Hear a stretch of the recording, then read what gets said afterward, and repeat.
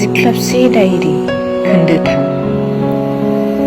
दिनै आंनि मेंगुनाय जिउ गंसेयाव मेगन आरो गोसोनि उल्थाथिं गोलैना दं। सं मोनै दालायाव बाज्रुम फैनाय बैग्रि, जेरावनाखि बांग्रिनि आगानफ्रा गोसोआव। दैमायाव गेलेनाय बालानि थानसालि, जोमै बिखान्थिनि अखोराङाव हाजो।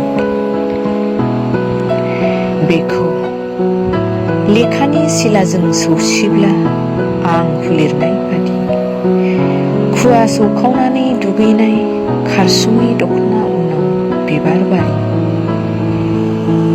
आं हरनि साराव सौदावब्ला सोदोब सोमजिनाय सुबुंथि बादि मोनहासयै मोनसे बनजार फिसाख्रि जोनोम होबाय। आं बिनि बाथुलाव नांजाना दं। मोनसे लामा एबा दालां, सिनायनो मोननाय फैसालियाव मेंग्रोम हिन्जाव गोदाना फास्रा खोबथेस्रोलाङो। बिखौ जोमग्रानि रुगैजों मोनदांहां आरो मुखुब सुबुंथिनाव नांफैयो मोगथांखोरनि उल्थाथिं आंनि जरना एबा बेहेर। दा फिसा जोरा फासिना दं, गोदान दखनायाव नेरखांदों गोदान फैफिननाय बादि मुसुखा। हाजो मोखाङारिनि आसिथाइ जिउ। दैमानि आगानफोराव जिरि जिरि आं फैदोंमोन आफाजों आइनि न'मा न'आव आरो इसिंनिफ्राय थाबायलांदों लांगोना। माब्लाबानो थाबायलाङो हारसिं साया, गोरबोआव नांहां नाङाहां मोखांसे जबानि सालाय। मोब्लिब आलारि खोनायो लामा दथखानि रादाब।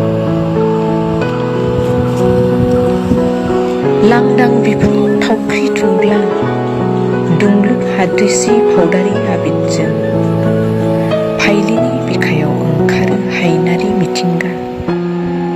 मोखोना बिबार खनसायनाय एमावजों खौवौनि देंखोखौ माइ गायनायाव रायखांफ्लांफिनो जिउ एबा हाथाइसालि।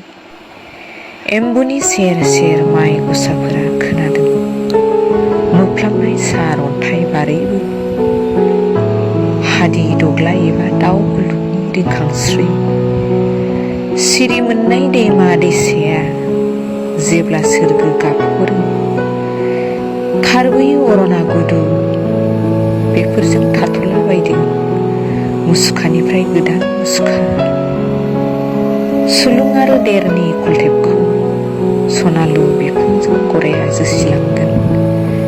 गोसोखांदों बारनाय समखौ आवजार बिबारा सानथ्रिफ्रा बुगारलांदों। गोसोम सायाखौ खोलाहा थालिर दिङा हगारनानै बेयाव गाखोलांदों बोसोर गोदाननि मानिनां साया सायखं थफ्ला। बेयाव जोंलांबाय बनजार आरो जाबोरनि बारलांनाय मिजिंथा गोसोमखौ गुफुर दाहोयो अरायबो फाहामसालिनि जिउआव। जेब्लाबो सिनायनाय जायो सोरबा सिनायाब्लाबो। आं बेनिखायनो गोसो नारजादों मिथिंगानि गोरबोआव फिना दोननाय। खायसे बुङो बिखाय सिबिनाय नेमखान्थि। थाइगिर बिखुंनि आलारिसे जिउ बिनि इसानजों दाजानाय गुमुर। दुब्रिनि निहिरजों खनखांगासे थालिर लाइखंनि नावाबो दैथुन सौ